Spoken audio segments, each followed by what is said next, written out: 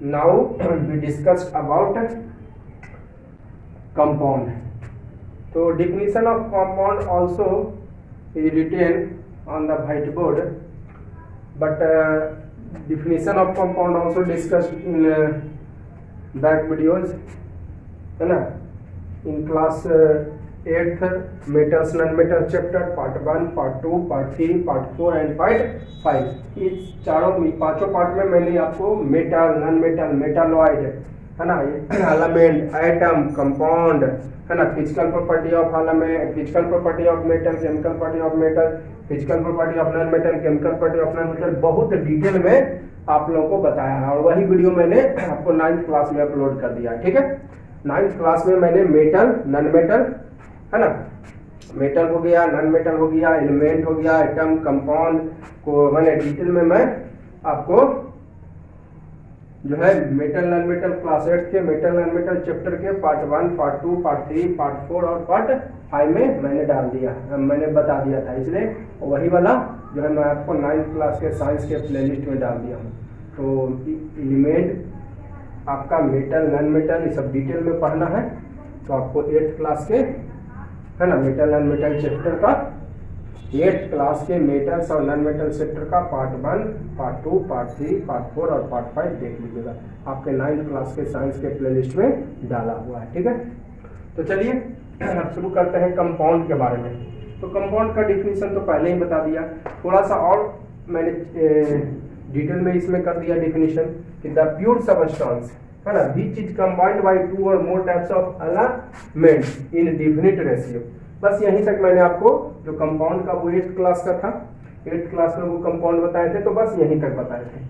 Bye number of item जिसका मैंने चर्चा नहीं किया था, थोड़ा सा डिटेल में भी मैं, वो भी डिफिनेशन आपका सही है जो कंपाउंड का आपको 8th क्लास में बताया गया वो 100% सही है।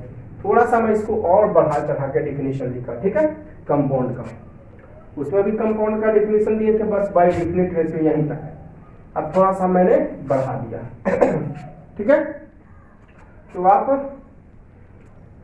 डिटेल में थोड़ा सा बढ़ा चढ़ा के लिखा, और बार बार मैं बोल रहा हूँ इसी बात को, मेटल्स नॉन मेटल्स का, है ना, क्लास 8 का पार्ट 1, पार्ट 2, पार्ट 3, पार्ट 4 और पार्ट 5 में एलिमेंट, कंपाउंड, है ना, खासकर मेटल नॉन मेटल तो डिटेल में मैंने बताया है, मेटल नॉन मेटल को एकदम डीप में बताया है, फिजिकल प्रॉपर्टी, केमिकल प्रॉपर्टी सब चर्चा किया है। तो चलिए कंपाउंड अब देखते हैं। तो कंपाउंड दांत से पहले भी मैंने समझा दिया, बीच देख लीजिएगा वो वीडियो जरूर, बार बार वो वीडियो आप लोग जरूर देखेंगे अगर अच्छी तरह समझना हो तो। That substance which is combined by 2 और मोर टाइप्स ऑफ, कंबाइंड की जगह फॉर्म्ड लिख सकते हैं, विच इज फॉर्म्ड बाय, हमने कंबाइंड लिखा है, फॉर्म्ड लिखिए कोई दिक्कत नहीं है, विच इज फॉर्म्ड बाय 2 और more types of elements in definite ratio by number of compounds.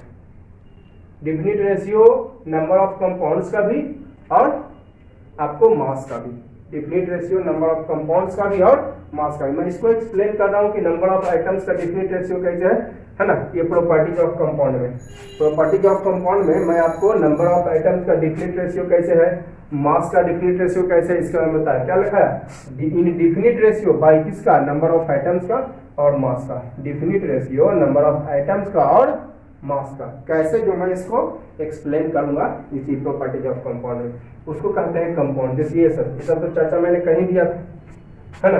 ये देखिए इसमें ना ही सोडियम का प्रॉपर्टी ना ही क्लोरीन का, पहले ही मैंने बता दिया था, प्रॉपर्टीज ऑफ कंपाउंड में भी लिखा दिया, ना इसमें कार्बन का, ना ही हाइड्रोजन का, ना ही ऑक्सीजन का प्रॉपर्टी। अगर होता तो कार्बन का यूज हम लोग चीनी का खाना बनाने में करते हैं, रॉकेट में फिर आपका चीनी डाल देते हैं, नाक में ऑक्सीजन डाल के सांस लेते हैं, लेकिन ऐसा नहीं, सब चर्चा मैंने कर दिया है आपको, है ना, मेटल नॉन मेटल चैप्टर में 8th क्लास के पार्ट 1, पार्ट 2, पार्ट 3, पार्ट 4 और पार्ट 5 में। अब चलिए प्रॉपर्टीज ऑफ कंपाउंड, मेनली हमको ये पढ़ना है प्रॉपर्टीज ऑफ कंपाउंड। तो देखिए क्या लिखा है पहला, compound can not be separated into constituent elements. Constituent का मतलब होता है उसमें जो मिला हुआ है, जैसे देखिए इसका कंस्टिट्यूएंट क्या क्या हुआ, कार्बन, हाइड्रोजन और ऑक्सीजन, है ना। आपका इसमें कंस्टिट्यूएंट क्या क्या हुआ, कार्बन और ऑक्सीजन।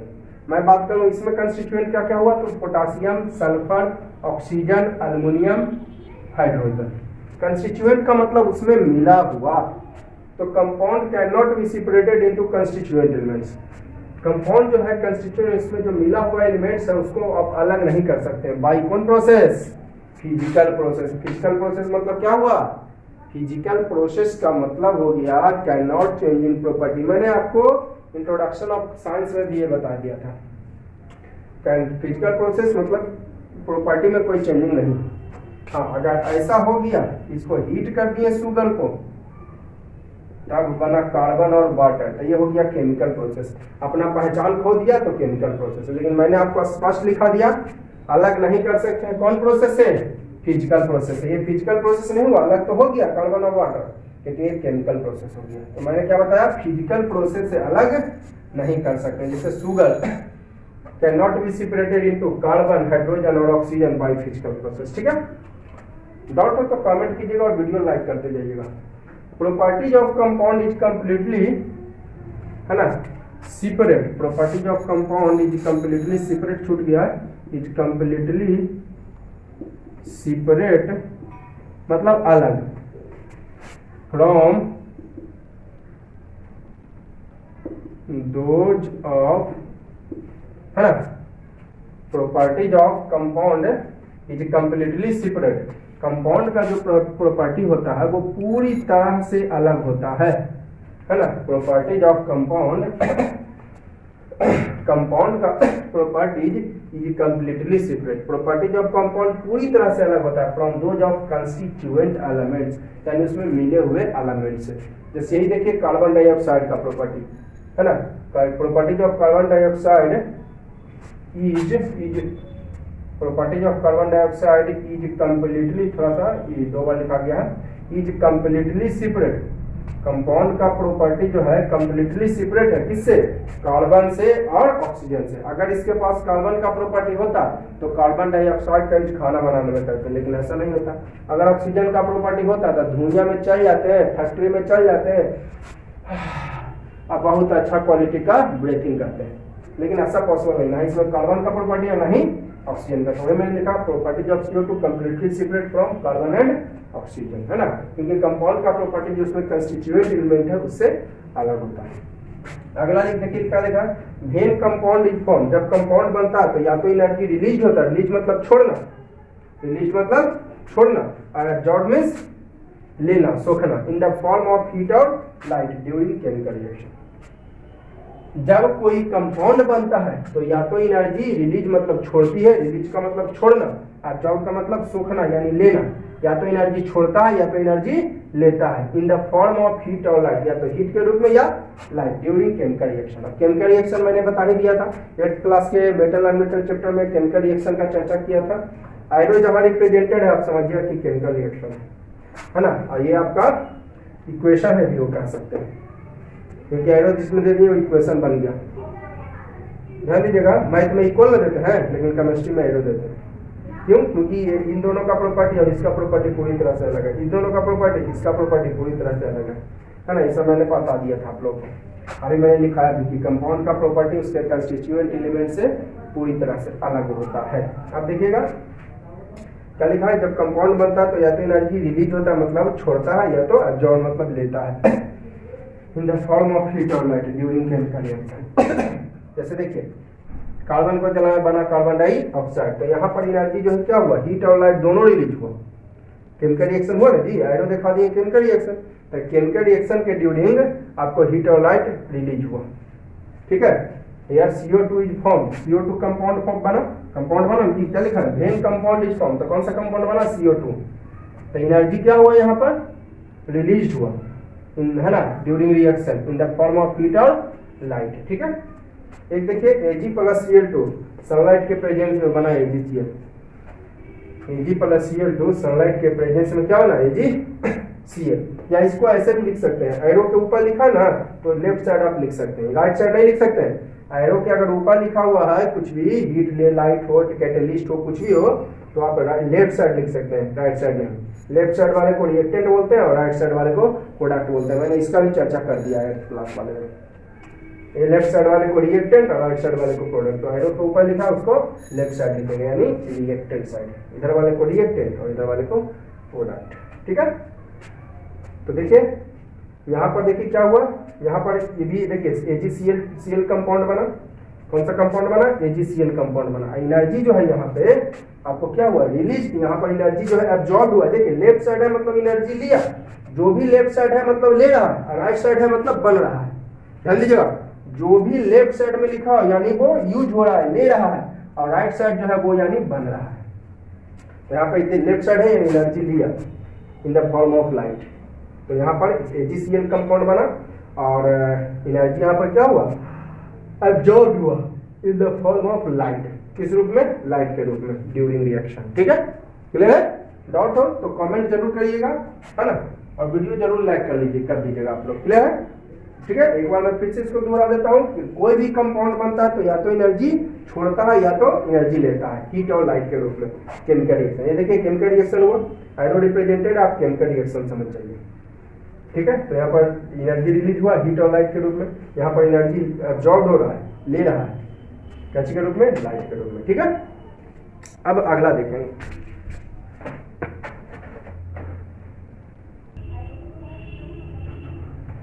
अब देखिए उसी तरह प्रॉपर्टीज ऑफ कंपाउंड में 4 नंबर है ना, 3 प्रॉपर्टीज आपको मैंने लिखा है ना, 3 प्रॉपर्टीज मैंने आपको लिखा है कि constituent element can not be separated into other, है ना, बाय फिजिकल प्रोसेस। ठीक है ना, और भी दो ठो लिखा है। देखिए 4 नंबर, कंपाउंड है फिक्स्ड मेल्टिंग पॉइंट। किसी भी कंपाउंड का मेल्टिंग पॉइंट फिक्स होता है, उसका बॉइलिंग पॉइंट भी फिक्स होता है। जैसे वाटर के लिए मेल्टिंग पॉइंट हो गया 0 डिग्री सेल्सियस और H2O के लिए हो गया बॉइलिंग पॉइंट 100 डिग्री सेल्सियस। ये तो आप लोग फर्स्ट चैप्टर ऑफ केमिस्ट्री में भी पढ़ चुके हैं। अगला लिखा है compound is a homogeneous substance. Homogeneous में मैंने आपको पिछला वीडियो में बताया था, होमोजेनियस जो देखने में एक जैसा लगे, जो देखने में एक जैसा लगे। जैसे CO2 देखिए आप, कंपाउंड है कार्बन और ऑक्सीजन का, ठीक है, लेकिन इसमें आप कार्बन और ऑक्सीजन को अलग अलग नहीं देख सकते हैं, लगेगा दोनों एक ही जैसा, है ना। अगर आप देखते हैं इसको थ्रू अ माइक्रोस्कोप या मैग्नीफाई ग्लास, मतलब बड़ा दिखाने वाला, मैग्नीफाई ग्लास को, मैग्नीफाई का मतलब होता है बड़ा, तो मैग्नीफाई ग्लास मतलब बड़ा दिखाने वाला ग्लास से अगर देखिएगा तो पार्टिकल्स कार्बन और ऑक्सीजन नहीं आपको दिखाई देगा अलग अलग, यानी एक जैसा दिखाई देगा। इट अपीयर्स, अपीयर्स मतलब मालूम पड़ना या दिखाई पड़ना, मालूम पड़ना या दिखाई पड़ना, एज लाइक एक जैसा आपको दिखाई देगा। ये पहले ही मैंने होमोजेनियस बताया था, जस्ट पिछला वीडियो में मैंने बताया था, है ना। कंपाउंड, कोई भी कंपाउंड जो है एक होमोजेनियस होता है। होमोजेनियस का मतलब होता है देखने में एक जैसा लगेगा, अलग अलग उसके कंस्टिट्यूएंट को आप देख नहीं सकते हैं। जैसे देखिए कार्बन डाइऑक्साइड ना लीजिए आप, चलिए ले लेता हूं मैं आपका यस तब तक, चलो एक चीज ले लेता हूं CuSO4, चलो ले लेता हूं CuSO4। तो इसमें कंस्टिट्यूएंट क्या क्या है, कॉपर, सल्फर और ऑक्सीजन। कंस्टिट्यूएंट है कॉपर, सल्फर और ऑक्सीजन, लेकिन कॉपर, सल्फर और ऑक्सीजन को अलग अलग आप नहीं देख सकते। कॉपर, सल्फर और ऑक्सीजन को अलग अलग नहीं देख सकते हैं। ये कंपाउंड बना हुआ है कॉपर, सल्फर और ऑक्सीजन को, लेकिन कॉपर, सल्फर और ऑक्सीजन को आप अलग अलग नहीं देख सकते, चाहे माइक्रोस्कोप से देखिए या मैग्नीफाई ग्लास से देखिए, अलग अलग देख नहीं सकते हैं, यानी एक जैसा दिखाई पड़ेगा, यानी होमोजेनियस है।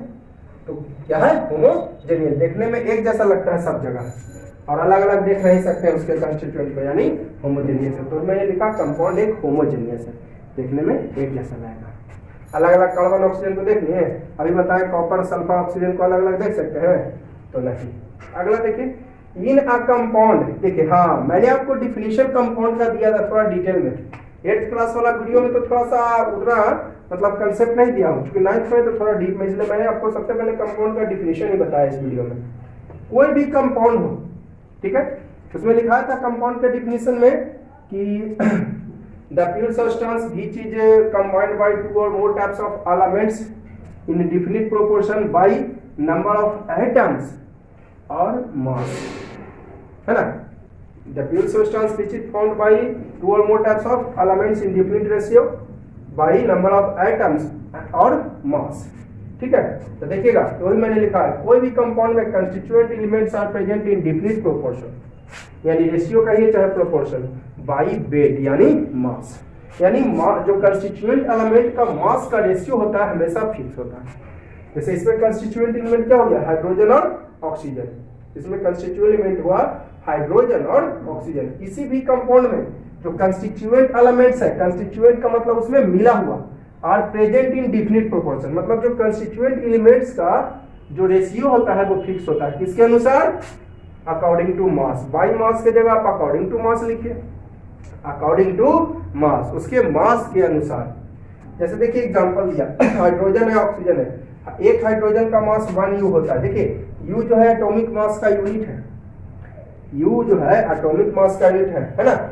एटॉमिक मास का ये क्या है? Atomic mass is measured in U, ठीक है, atomic mass is measured in U। जैसे ग्राम होता है ना मास का यूनिट, किलोग्राम होता है ना, मिलीग्राम होता है ना, उसी तरह U जो है यूज किया जाता है किसके लिए? एटॉमिक मास के मापने के लिए, एटॉमिक मास को मापने के लिए, ठीक है, एटम के मास को मापने के लिए, ठीक है ना।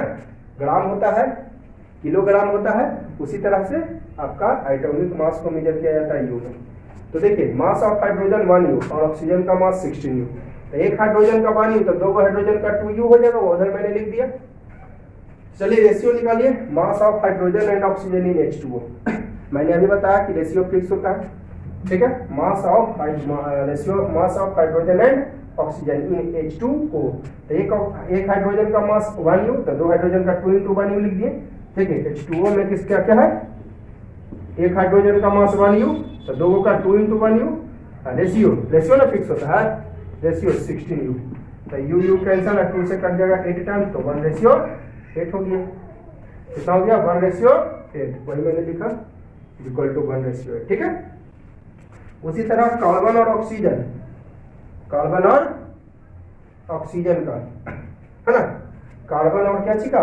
ऑक्सीजन का देख लीजिए। CO2 की मैं इधर बात कर देता हूं, कार्बन और ऑक्सीजन का, ठीक है। तो मैंने क्या बताया? रेशियो जो है मास के अनुसार हमेशा फिक्स होता है, रेशियो जो है वो मास के अनुसार फिक्स होता है। इसका मास होता है 12U, इसका होता है एगो का 16U तो दो का 2 × 16U। क्या मैंने लिखा है? किसी भी कंपाउंड में किसी भी कंपाउंड में जो कंस्टिट्यूएंट एलिमेंट्स है वो डिफिनिट रेशियो में होता है मास के अनुसार।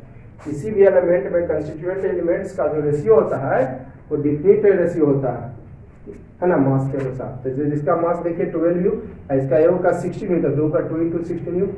तो ये 2 से कट जाएगा 6 टाइम्स, U कैंसल, 2 से 3, 2 से 8, यानी 3:8। 3:8 तो कितना रेशियो हो गया? 3:8 मैंने यहाँ पर लिख दिया। मैंने डिफिनीशन में भी इसकी चर्चा की थी कि कंस्टिट्यूएंट आपका जो है आपका डिफिनिट रेशियो में होता है मास के अनुसार और नंबर ऑफ आइटम्स के अनुसार। नंबर ऑफ आइटम्स की भी चर्चा मैंने किया, ठीक है, क्लियर है। चलिए आप बात कर लीजिए, H2O की तो बात आप कर लिए ना, आप बात चलिए मैं करता हूँ एक और, मैं आपको बताता हूँ इसी में।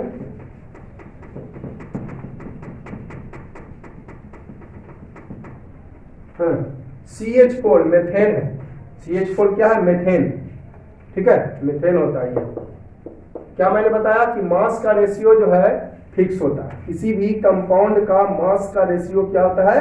फिक्स होता है कंस्टिट्यूएंट एलिमेंट के अनुसार। देखिए कार्बन का होता है 12U, कार्बन का 12U, U किसके? एटॉमिक मास को मापा जाता है U में, जैसे किलोग्राम में मापा जाता है ग्राम में, उसी तरह एटॉमिक मास को U में। एक हाइड्रोजन का 1U तो 4 हाइड्रोजन का 4 × 1U, U हो गया कैंसल, अब 4 से कट जाएगा ये 3 टाइम्स, तो हो गया 3:1। तो कितना रेशियो हो गया इसका? तो किसी भी कंपाउंड में आपका रेशियो फिक्स होता है कंस्टिट्यूएंट एलिमेंट का। उसी तरह किसी भी कंपाउंड में constituent elements are present in definite proportion by number of items. Mass के अनुसार तो रेशियो फिक्स होता ही है, नंबर ऑफ आइटम्स के अनुसार भी रेशियो फिक्स होता है। मास के अनुसार तो रेशियो फिक्स हुआ ही है ना यहाँ, और नंबर यहाँ पर देखिए एक्सप्लेन भी कर दिया मैं। एक ऑक्सीजन का 16U तो दो ऑक्सीजन का 2 × 16U यानी 32U। तो मास के अनुसार रेशियो फिक्स, उसी तरह constituent elements are present in different proportion by number of items. Number of items के अनुसार भी रेशियो फिक्स होता है, ठीक है। किसी भी कंपाउंड में constituent elements are present in different proportion by number of items.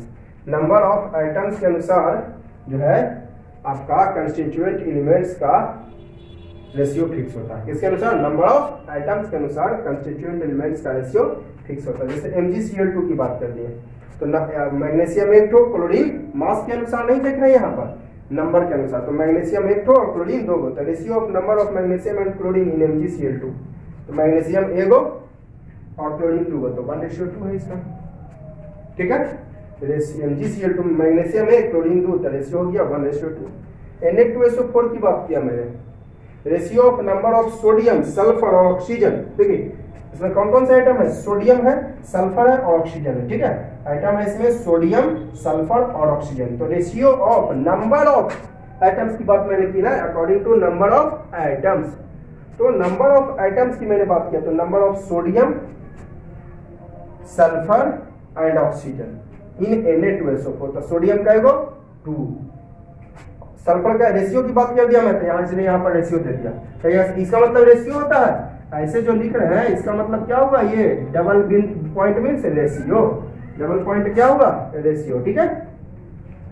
तो ratio of number of sodium, तो सोडियम 2 रेशियो की ना बात किया मैंने, और आपका सल्फर 1 और ऑक्सीजन 4, तो 2:1:4, ठीक है। कितना आया, Na2SO4 में 2:1:4 Na2SO4 में। नंबर ऑफ आइटम्स के अनुसार, मास के अनुसार नहीं, ये मास के अनुसार नहीं, नंबर ऑफ आइटम्स के अनुसार। अब आप लोग के दिमाग में शायद आप एक सवाल उठ रहा होगा, मैथ चलिए पढ़ा रहा हूं मैं, कहीं ऐसा 2 से तो काट रहे थे, काट दीजिए ना, 2 से 1 टाइम है 2 से, तो कहिएगा 1:1:2, तो ये 100% गलत हो जाएगी। आप माइंड में सेटअप कर लो, जब भी काटोगे ना, है ना, जब भी काटोगे, इधर मैं एक्सप्लेन कर देता हूं, 2:1:4। तो आप सोच रहे हो कि 2 से इसको 1 टाइम है, 2 से 2 टाइम, तो 1:1:2, 1:1:2, तो ये 100% गलत हो जाएगी, क्योंकि आप बात जो कर रहे हैं, जब भी कटेगा ना, जब भी कटेगा ये इतना ही रह जाएगा, तो तीनों के तीनों काटिए 2 से, जब भी कटेगा तो तीनों का तीनों, ये 2 से कट रहा है, ये 2 से कट रहा है, तो ये भी कटना चाहिए था, लेकिन कहाँ 2 से डिविजिबल है। हाँ, तो इस सब बात का ध्यान रखिएगा, ये 2 से कट रहा है, ये 2 से कट रहा है, तो ये भी कटना चाहिए। इस बात का आप इसको नोट कर लीजिए आप लोग। एक और मैं इस तरह का बताता हूँ, ये 2 से कट रहा है, ये 2 से, तो ये भी कटना चाहिए, लेकिन ये दोनों काटे, ये दोनों नहीं कटा, तो ऐसे नहीं, इसको आप नोट कर लीजिएगा, ठीक है, इसको आप जरूर नोट करिएगा।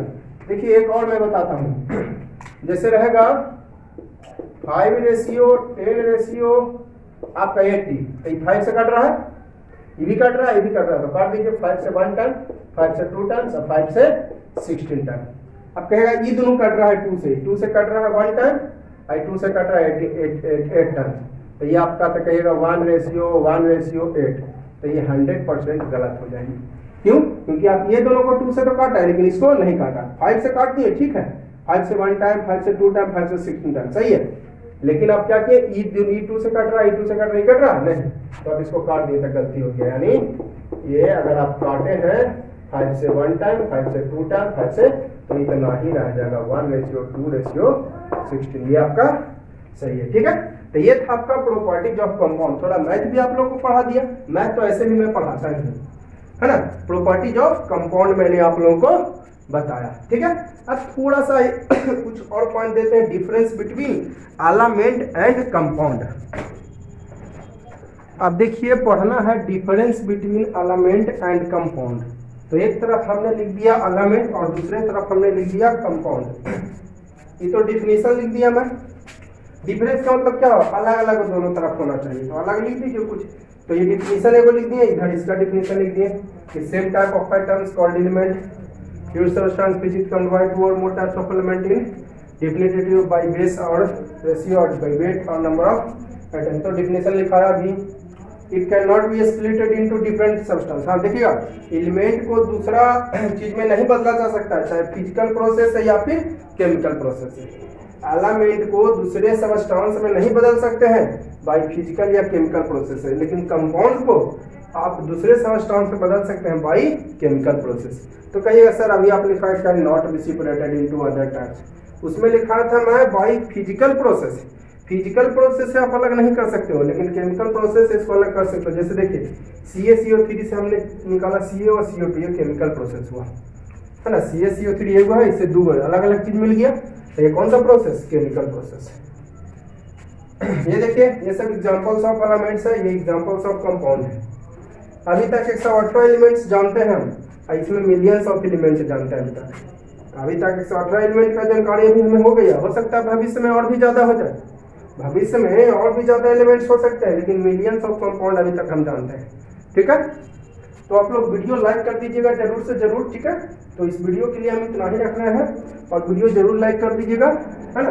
कोई डाउट हो तो कमेंट जरूर करोगे। ठीक है, जो चैनल पे नए हैं जरूर से जरूर सब्सक्राइब करिए और दोस्तों को जरूर शेयर कीजिए। ठीक है, now that's all for today. अगले वीडियो में हम मिक्सचर्स के बारे में पढ़ेंगे।